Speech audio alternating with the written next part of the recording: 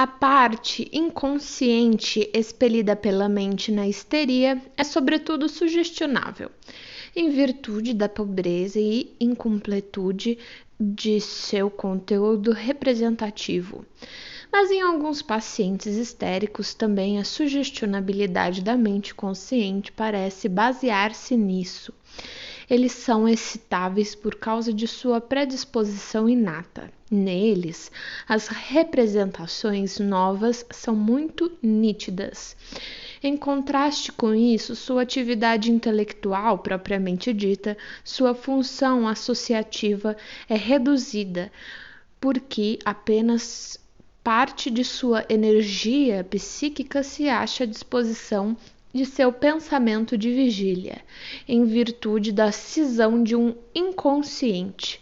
Como resultado disso, seu poder de resistência, tanto às autossugestões como às alossugestões, se vê reduzido e por isso abolido. A sugestionabilidade de sua vontade também parece dever-se apenas isso. Por outro lado, a sugestionabilidade alucinatória que transforma prontamente qualquer representação de uma percepção sensorial numa percepção real exige, como todas as alucinações, um grau anormal de excitabilidade do órgão perceptivo e não pode ser atribuída apenas a uma divisão da mente. Sexto título: predisposição inata, desenvolvimento da histeria. Em quase todas as etapas destas considerações, fui obrigado a reconhecer que a maioria dos fenômenos que nos vimos esforçando por compreender pode basear-se, entre outras coisas, numa idiosincrasia inata. Isso desafia qualquer explicação que procure ir além de uma simples enunciação dos fatos.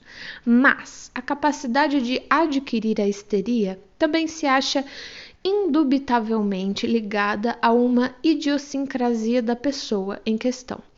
E a tentativa de defini-la com maior exatidão talvez não seja inteiramente infrutífera. Expliquei acima porque não posso aceitar a opinião de Janet de que a predisposição para a histeria se baseia numa fraqueza inata psíquica.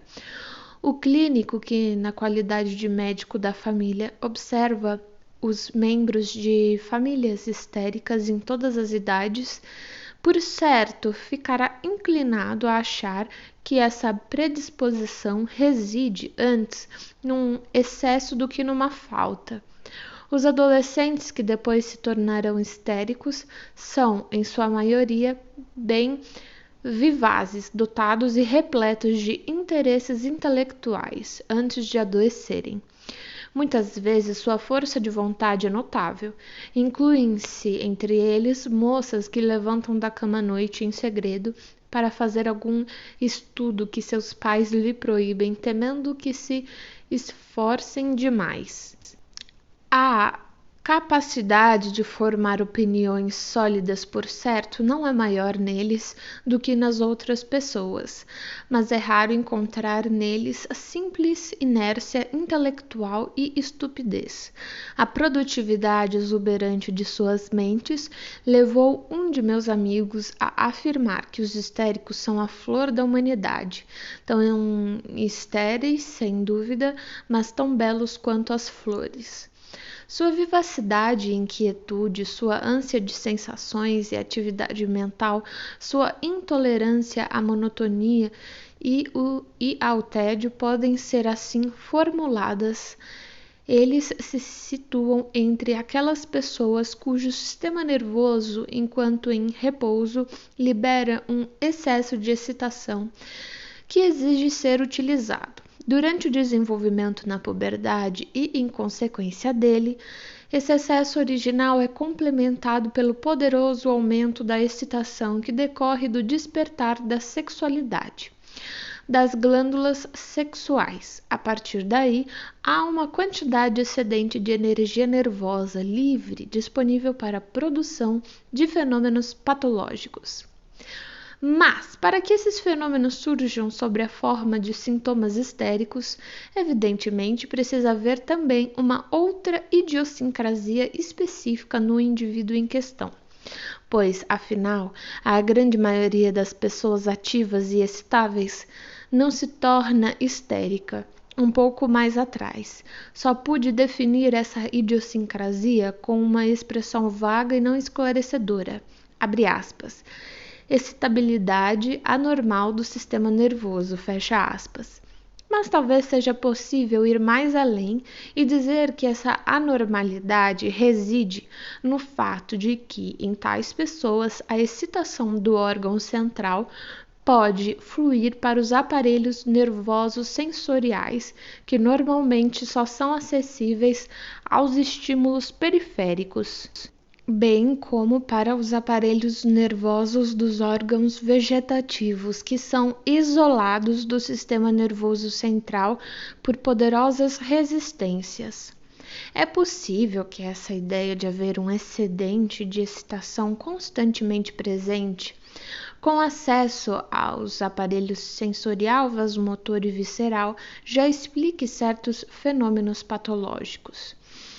Nas pessoas desse tipo, tão logo sua atenção se concentra forçosamente em alguma parte do corpo, aquilo a que Exner, 1894, chama de facilitação pela atenção na via sensorial de condução em questão, excede a quantidade normal.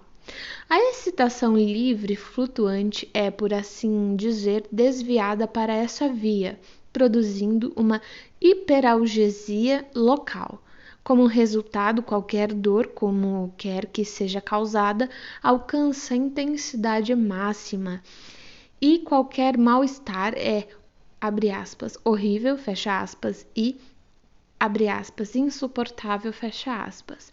Além disso, enquanto nas pessoas normais uma quantidade de excitação depois de catequizar uma via sensitiva sempre a abandona, isso não ocorre nesses casos. Aquela quantidade, ademais, não só permanece ali, como é constantemente aumentada pelo influxo de novas excitações.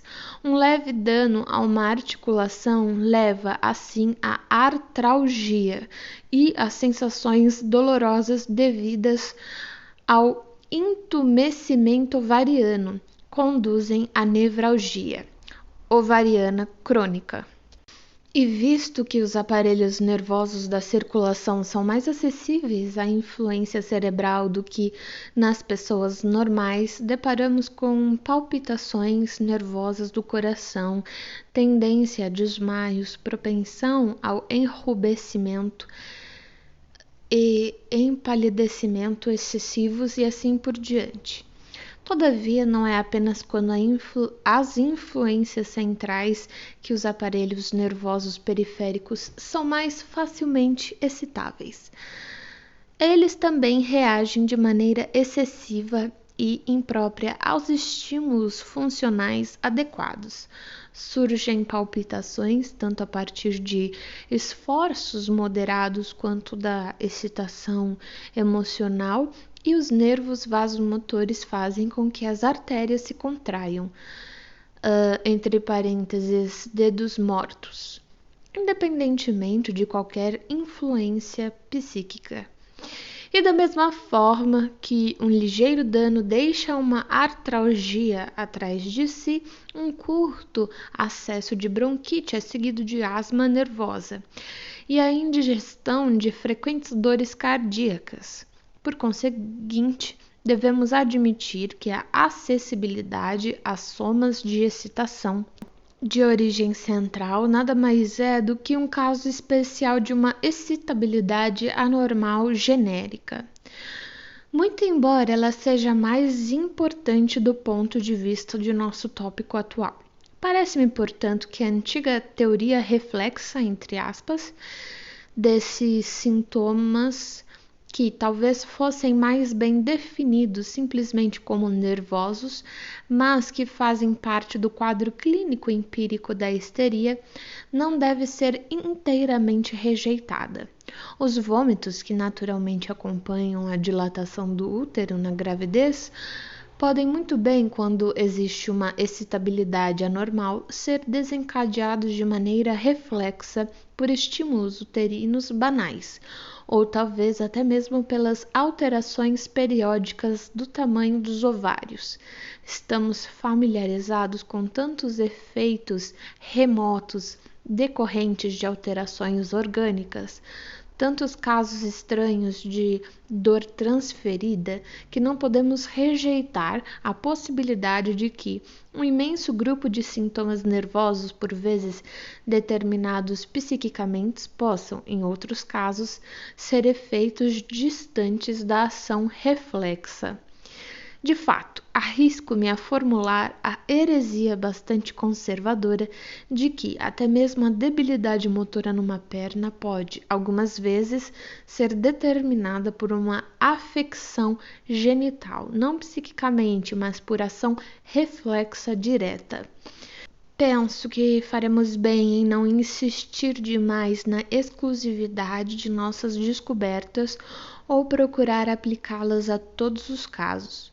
Outras formas de excitabilidade sensorial anormal ainda escapam inteiramente à nossa compreensão. A analgesia geral, por exemplo, as áreas anestésicas, a restrição real do campo da visão e assim por diante. É possível e talvez provável que outras observações venham comprovar a origem psíquica de um ou outro desses estigmas e assim expliquem o sintoma. Só que isso ainda não aconteceu, pois não me arrisco a generalizar os resultados apresentados por nosso primeiro relato de caso. E não acho justificável presumir que essa seja a origem deles enquanto ela não tiver sido satisfatoriamente investigada. Por outro lado, a idiosincrasia do sistema nervoso e da mente que vimos examinando parece explicar uma ou duas propriedades muito familiares de diversos pacientes histéricos. O excedente de excitação liberado pelo sistema nervoso dessas pessoas quando em estado de repouso determina sua incapacidade de tolerar uma vida monótona e o tédio. A ânsia de sensações que os impele após o início de sua doença a interromper a monotonia de sua vida sem validade por toda sorte de, entre aspas, incidentes, dos quais os mais destacados são, a julgar pela natureza das coisas, fenômenos patológicos.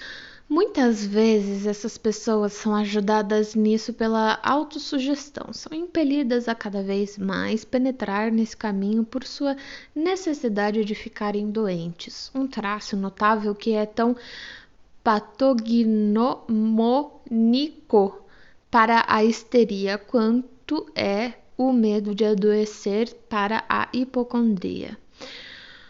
Conheço uma mulher histérica que infligia a si mesma danos frequentemente muito graves, apenas para seu próprio consumo, e sem que aqueles que a cercavam ou seu médico tomassem conhecimento disso.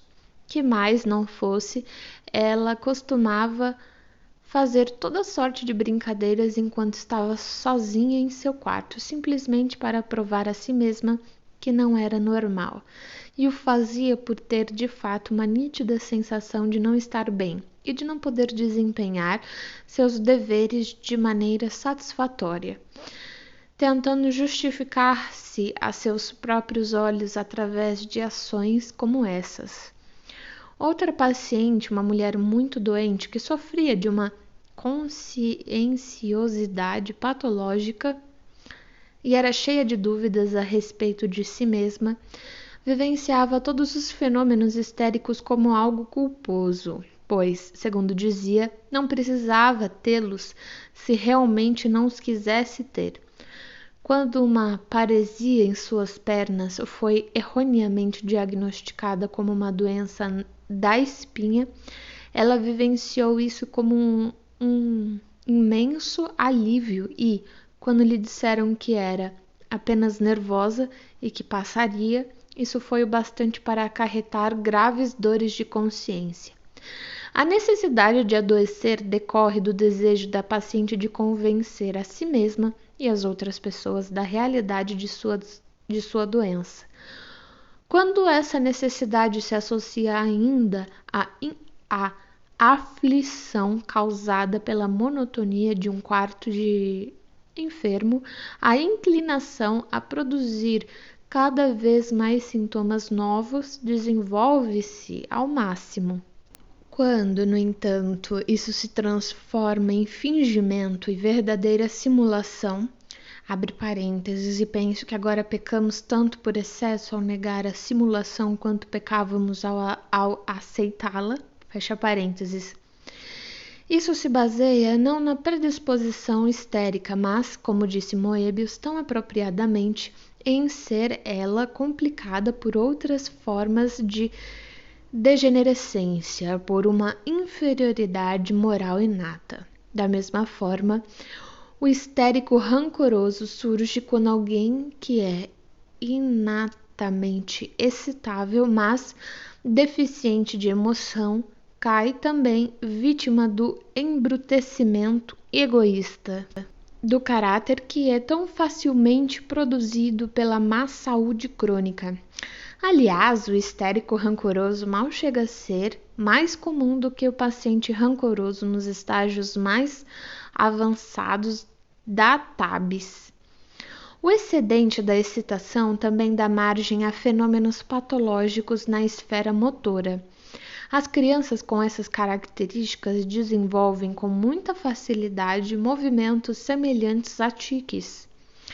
Estes podem começar, num primeiro caso, por alguma sensação nos olhos ou no rosto, ou por alguma peça desconfortável no seu vestuário, mas se tornam permanentes a menos que sejam prontamente contidos. As vias reflexas são muito fáceis e rapidamente marcadas a fundo. Também não se pode afastar a possibilidade de haver ataques convulsivos puramente motores, independentes de qualquer fator psíquico, e nos quais tudo o que acontece é que a massa de excitação acumulada por soma é descarregada do mesmo modo que a massa de estímulos causada por modificações anatômicas é descarregada num ataque epiléptico. Nesse caso, teríamos a convulsão histérica não ideogênica. É tão frequente vermos adolescentes anteriormente sadios, embora excitáveis, adoecerem de histeria durante a puberdade, que devemos perguntar a nós mesmos se esse processo não poderia criar uma predisposição para a histeria quando ela não está inatamente presente.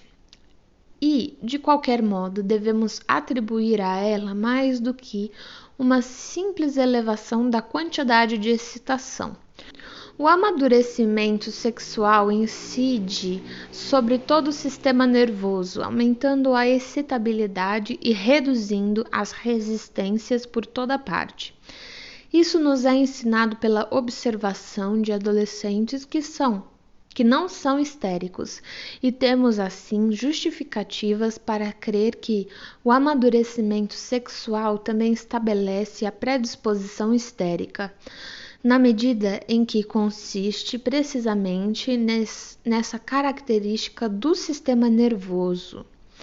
Ao afirmarmos isso, já estamos reconhecendo a sexualidade como um dos principais componentes da histeria. Veremos que o papel que desempenha nela é ainda muito maior e que contribui das mais diversas maneiras para a constituição da doença. Se os estigmas brotam diretamente desse campo de cultura inato da histeria, e não são de origem ideogênica, é também impossível dar à ideogênese uma posição tão central na histeria quanto às vezes se dá hoje em dia. O que poderia ser mais autenticamente histérico do que os estigmas? Eles são os achados patognomônicos que estabelecem o diagnóstico e, no entanto, precisamente, eles não parecem ser ideogênicos, mas se a base da histeria é uma idiosincrasia de todo o sistema nervoso, o complexo de sintomas ideogênicos especificamente determinados ergue-se sobre ela tal como um prédio sobre seus alicerces, e é um prédio de vários andares. Do mesmo modo que só é possível compreender a estrutura de tal prédio se distinguirmos os planos dos diferentes pisos.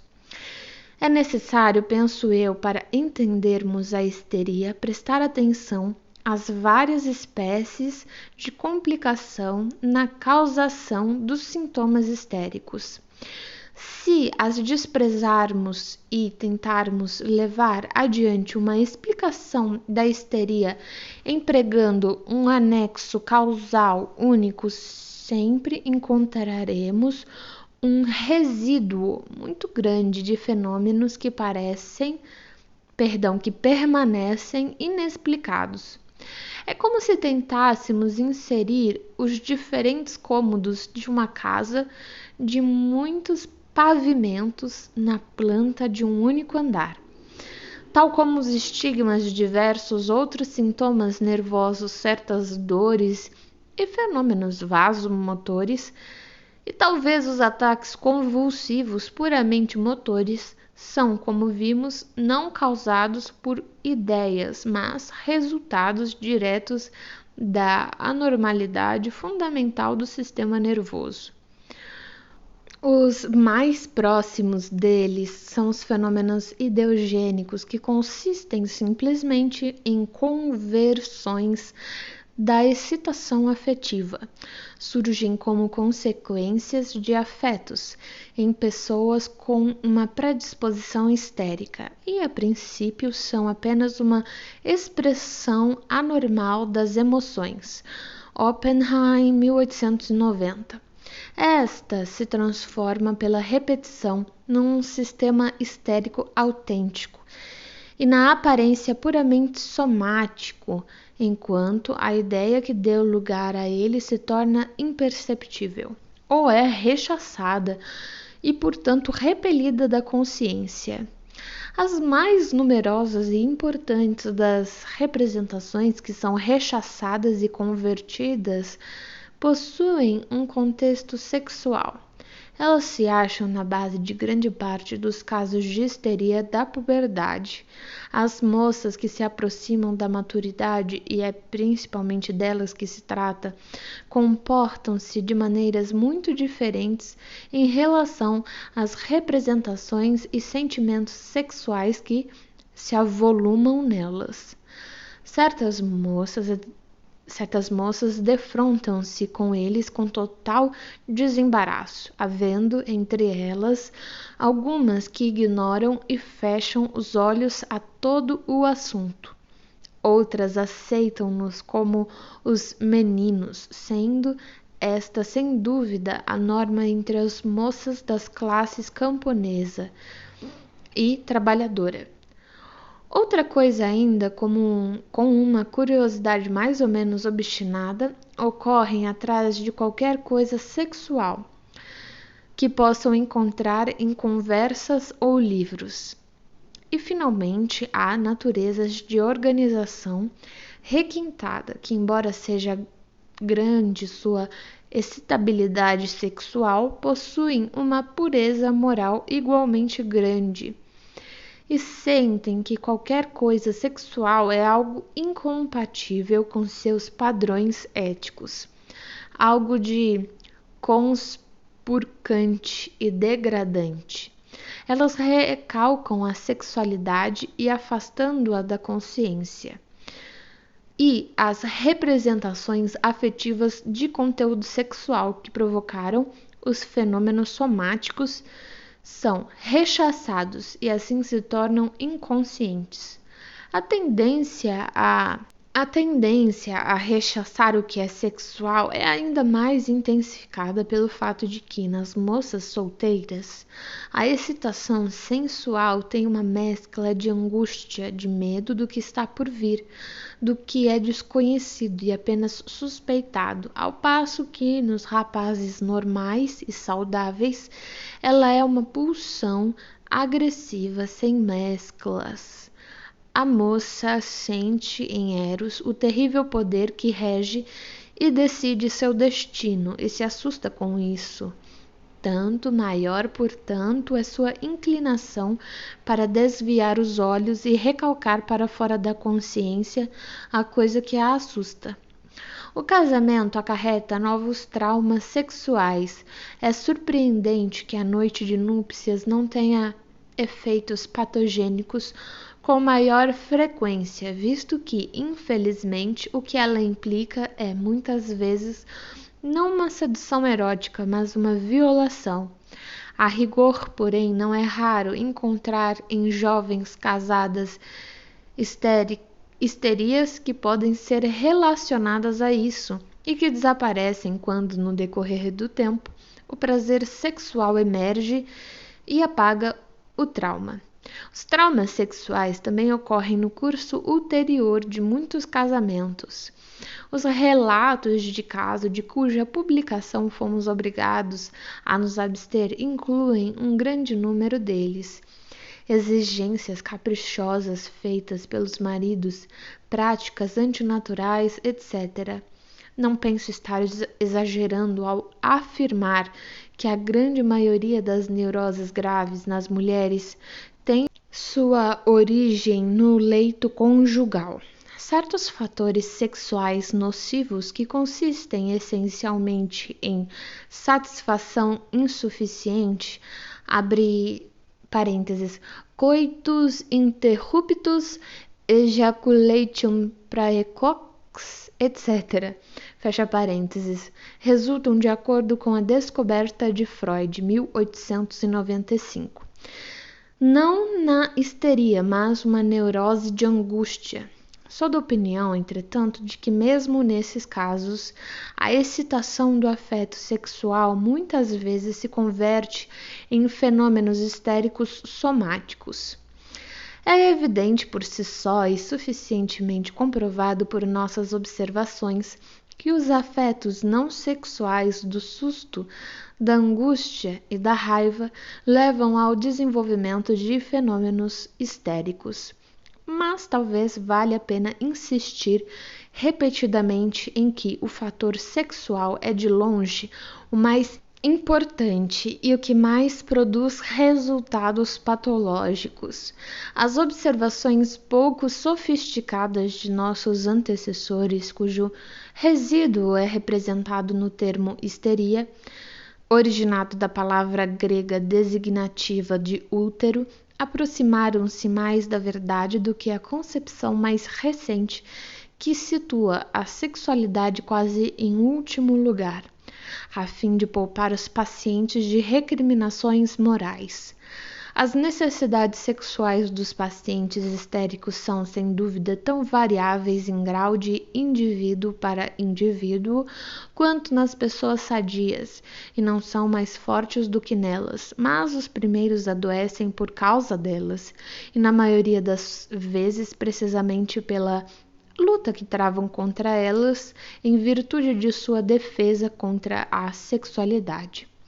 Juntamente com a histeria sexual, devemos recordar nesta altura a histeria devida ao susto, a histeria traumática propriamente dita, que constitui uma das formas de histeria mais conhecidas e reconhecidas.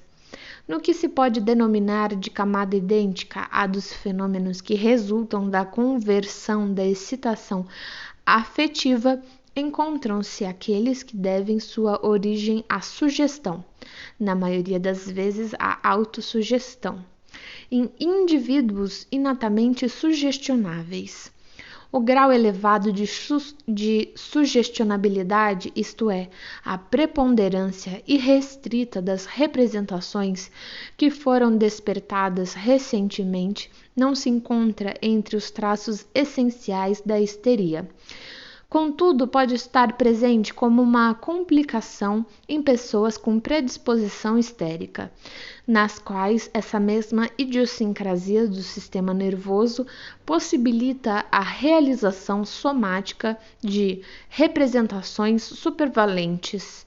Além disso, na maioria dos casos, são apenas representações afetivas que se realizam em fenômenos somáticos por sugestão e, consequentemente, o processo pode muitas vezes ser considerado uma conversão do afeto concomitante de medo ou de angústia. Esses processos, a conversão do afeto e a sugestão, permanecem idênticos mesmo nas formas complicadas de histeria que devemos agora considerar. Eles simplesmente encontram condições mais favoráveis em tais casos.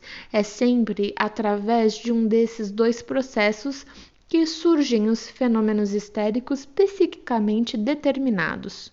O terceiro componente da predisposição histérica, que aparece em alguns casos além dos que já foram analisados, é o estado hipnoide, a tendência à auto-hipnose. Esse estado favorece e facilita em grau máximo tanto a conversão como a sugestão e dessa forma erige, por assim dizer, no topo das pequenas histerias, o pavimento mais alto da grande histeria. A tendência à auto-hipnose é um estado que no começo é apenas temporário e se altera com o estado normal. Podemos atribuir-lhe o mesmo aumento de influência mental sobre o corpo que observamos na hipnose artificial. Essa influência é muito mais intensa e profunda aqui, na medida em que ela atua sobre um sistema nervoso que, mesmo fora da hipnose, é anormalmente excitável. Não sabemos dizer até que ponto e em que casos a tendência à auto-hipnose constitui uma propriedade inata do organismo. Externei antes a opinião de que ela se desenvolve a partir de devaneios carregados de afeto. Mas não há nenhuma dúvida de que a predisposição inata também desempenha um papel nisso. Se esse ponto de vista for correto, mais uma vez ficará claro aqui o quanto é enorme a influência atribuível à sexualidade no desenvolvimento da histeria, pois, salvo pelo cuidar de doentes, nenhum fator psíquico é tão bem destinado a produzir devaneios carregados de afeto quanto os anseios de uma pessoa apaixonada. E, acima de tudo isso, o próprio orgasmo sexual, com sua riqueza de afeto e sua restrição da consciência, é intimamente afim dos estados hipnoides. O elemento hipnoide manifesta-se mais claramente nos ataques histéricos e nos estados que podem ser classificados de histeria aguda e que, segundo parece, desempenham um papel tão relevante no desenvolvimento da histeria. Estes são, obviamente, estados psicóticos que persistem por muito tempo, muitas vezes durante vários meses e que, com frequência, é necessário classificar de confusão alucinatória. Mesmo quando a perturbação não vai tão longe assim, surge nela uma grande variedade de fenômenos histéricos, alguns dos quais, na realidade, persistem depois de ela terminar. O conteúdo psíquico desses estados consiste, em parte, precisamente nas representações que foram rechaçadas na vida de vigília e recalcadas, sendo eliminadas da consciência. Abre parênteses. Os delírios histéricos dos santos e das freiras, das mulheres que guardam a castidade e das crianças bem educadas. Fecha parênteses. Visto que esses estados são, com muita frequência, nada menos do que psicoses, apesar de derivados imediata e exclusivamente da histeria, não posso concordar com a opinião de Moebius de que, abre aspas. Com exceção dos delírios ligados aos ataques, é impossível falar numa insanidade histérica real, fecha aspas, 1895. Em muitos casos, esses estados constituem uma insanidade dessa natureza, e a psicose, como estas também se repetem no curso ulterior de uma histeria. É verdade que, em essência, elas nada mais são do que a fase psicótica de um ataque, mas, considerando-se que duram meses, seria difícil denominá-las de ataques. Como surge uma dessas histerias agudas? No caso mais conhecido, que é o caso 1, surge de uma acumulação de ataques hipnoides. Em outro caso, quando já estava presente uma histeria complicada, surgiu associada a uma suspensão de morfina. O processo, em sua maior parte, é inteiramente obscuro e aguarda elucidação a partir de observações adicionais. Assim sendo, podemos aplicar às histerias aqui analisadas o pronunciamento de Moebius, IBID 16, abre aspas. A modificação essencial que ocorre na histeria é que o estado mental do paciente histérico torna-se temporária ou permanentemente semelhante ao de um indivíduo hipnotizado.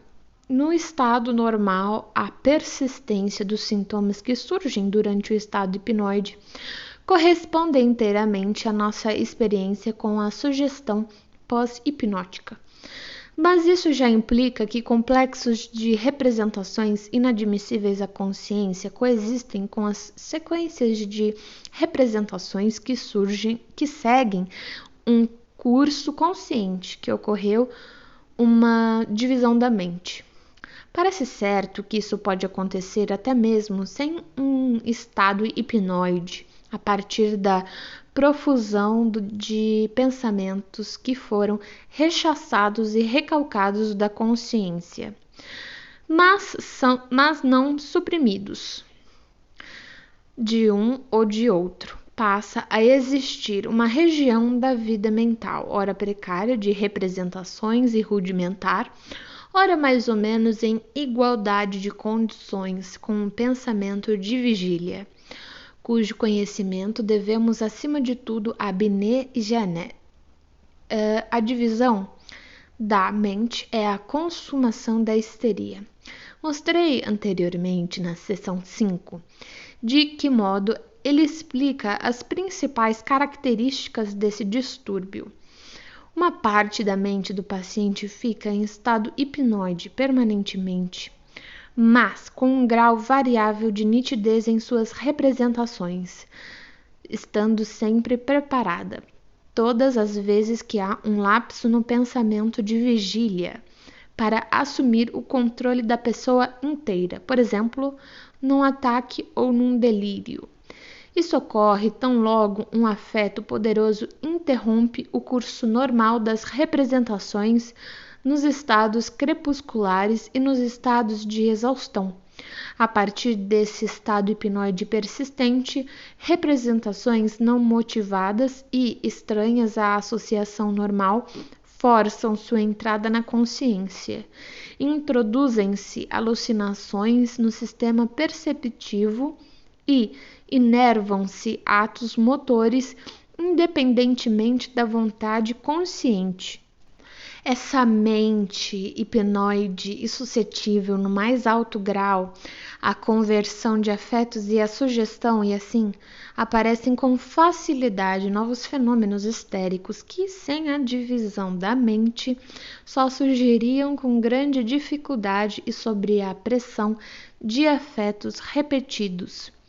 A parte expelida da mente é o demônio pelo qual a observação ingênua dos supersticiosos dos tempos primitivos acreditava que esses pacientes se achavam possuídos. É verdade que um espírito estranho à consciência de vigília do paciente exerce domínio sobre ele. Porém, o espírito não é de fato um estranho, mas parte dele mesmo.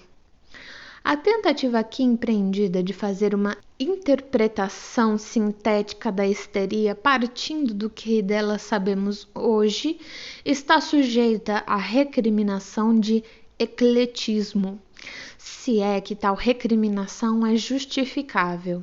Houve inúmeras formulações da histeria, desde a antiga teoria reflexa até a dissociação da personalidade, que tiveram de encontrar um lugar dela.